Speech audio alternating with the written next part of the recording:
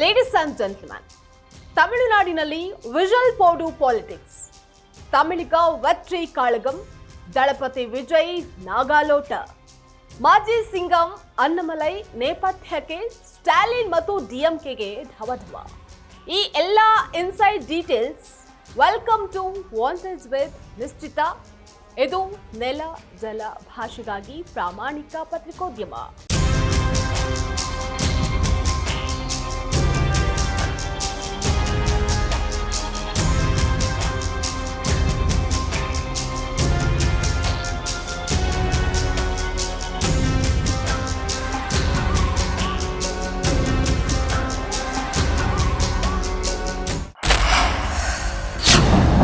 ತಮಿಳುನಾಡು ಚುನಾವಣೆ. ಟಿವಿಕೆ ಮತ್ತು ಡಿಎಂಕೆ ನಡುವೆ ನೇರ ಹಣಾಹಣಿ. ಎರಡೂ ಕ್ಷೇತ್ರಗಳಲ್ಲಿ ದಳಪತಿ ವಿಜಯ್ ಸ್ಪರ್ಧೆ.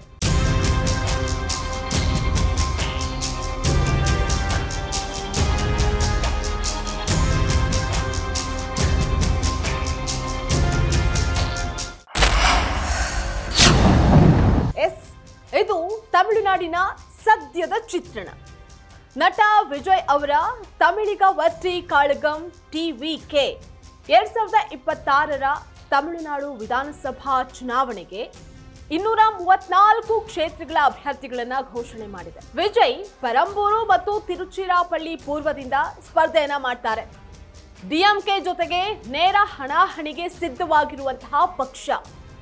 ನಿರುದ್ಯೋಗ ಭತ್ಯೆ, ಮೇಲಾಧಾರ ರಹಿತ ಸಾಲ, ಮಹಿಳಾ ಸುರಕ್ಷತೆ ಮತ್ತು ಭ್ರಷ್ಟಾಚಾರ ಮುಕ್ತ ತಮಿಳುನಾಡು ಸೇರಿದಂತೆ ಹಲವಾರು ಭರವಸೆಗಳನ್ನು ನೀಡಿದೆ. ಜೊತೆಗೆ ಸ್ವಚ್ಛ ಆಡಳಿತ ಮಾಡ್ತೀವಿ ಅಂದಿದ್ದಾರೆ. ಆದರೆ ಅತಿ ಹೆಚ್ಚು ಸಾಲಗಾರ ರಾಜ್ಯವಾಗಿರುವ ತಮಿಳುನಾಡಿನ ಸಾಲದ ಭಾರ ಇಳಿಸುವಂತಹ ಮಾತನ್ನ ವಿಜಯ್ ಆಡಿಲ್ಲ. ಇತ್ತ ಅಣ್ಣಾಮಲೈಗೆ ಬಿಜೆಪಿ ಬಿಗ್ ಶಾಕ್ ನೀಡಿದೆ.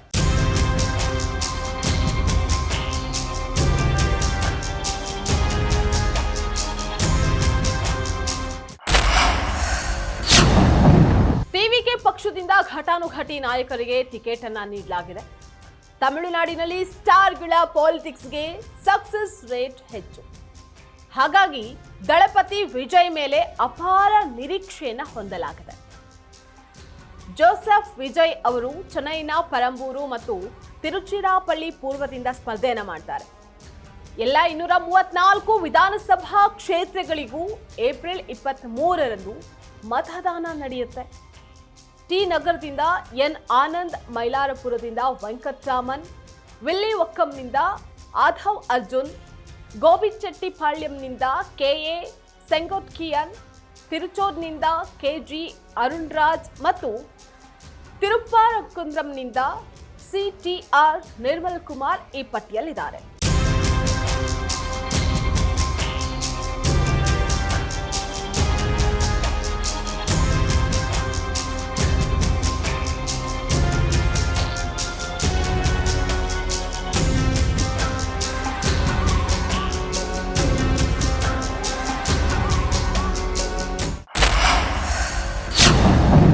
ತಮಿಳುನಾಡು ಚುನಾವಣೆಯ ಸ್ಪರ್ಧೆಯನ್ನ ನೇರ ಹೋರಾಟ ಅಂತ ಹೇಳ್ತಾ, ಇದು ನಮ್ಮ ಮತ್ತು ಸ್ಟಾಲಿನ್ ಸರ್ ಮೈತ್ರಿಕೂಟದ ನಡುವೆ ಮಾತ್ರ ಅಂತ ವಿಜಯ್ ಹೇಳಿದ್ದಾರೆ.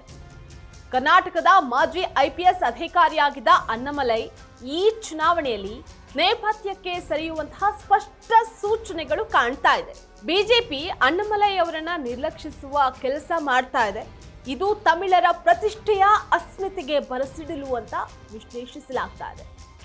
ತಮಿಳುನಾಡು ರಾಜಕಾರಣ ರಣರೋಚಕ ಘಟ್ಟದತ್ತ ತಲುಪಿದೆ. ಸಾರ್ವಜನಿಕರು ಕಷ್ಟಪಟ್ಟು ದುಡ್ಡು ಟ್ಯಾಕ್ಸ್ ಅನ್ನ ಕಟ್ಟಿರುವಂತಹ ಹಣವನ್ನ ಟಿವಿಕೆ ಪಕ್ಷ ದುರುಪಯೋಗ ಪಡಿಸ್ಕೊಳ್ಳೋದಿಲ್ಲ ಅಥವಾ ಭ್ರಷ್ಟಾಚಾರದಲ್ಲಿ ತೊಡಗಿಸ್ಕೊಳ್ಳೋದಿಲ್ಲ.